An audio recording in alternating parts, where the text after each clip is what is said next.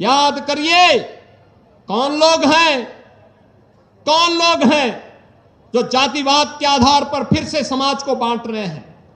कौन लोग हैं जो अफवाह के आधार पर देश के अंदर विश्वास का संकट खड़ा कर रहे हैं?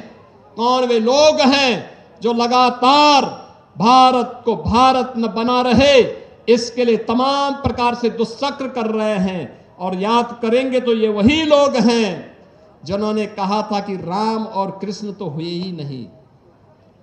ये वही लोग हैं जिन्होंने राम मंदिर के आंदोलन में विरोधी पक्ष के साथ जाकर के मिलकर के राम मंदिर का फैसला न हो इसके लिए एड़ी चोटी लगाई थी।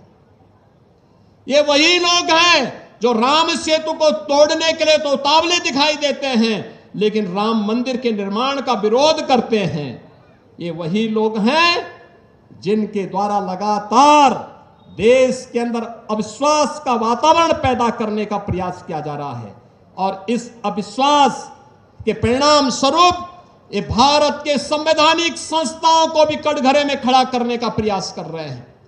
भारत के संवैधानिक संस्थाओं को खड़ा करने का मतलब भारत को एक बार फिर से कटघरे में खड़ा करके अविश्वसनीय बना देना। इनको देश की चिंता नहीं, इनको स्वयं के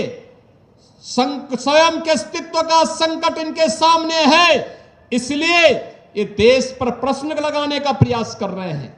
भारत की अस्मिता के साथ अब खिलवाड़ करने पर उतारू हो चुके हैं और इसीलिए जब आज हम यहां पर आए हैं इस जौहर स्मृति संस्थान के कार्यक्रम में, यह संकल्प का दिवस हम सब के लिए होना चाहिए और यह संकल्प इस बात का संकल्प बनना चाहिए जो संकल्प सैकड़ों वर्षों से, विगत 1200-1300 वर्षों से इस वीर भूमि ने पूरे भारत भूमि को दिया है। उस संकल्प के साथ जुड़ने का, वीरों और वीरांगनाओं को नमन करने का, उससे एक नई प्रेरणा प्राप्त करने का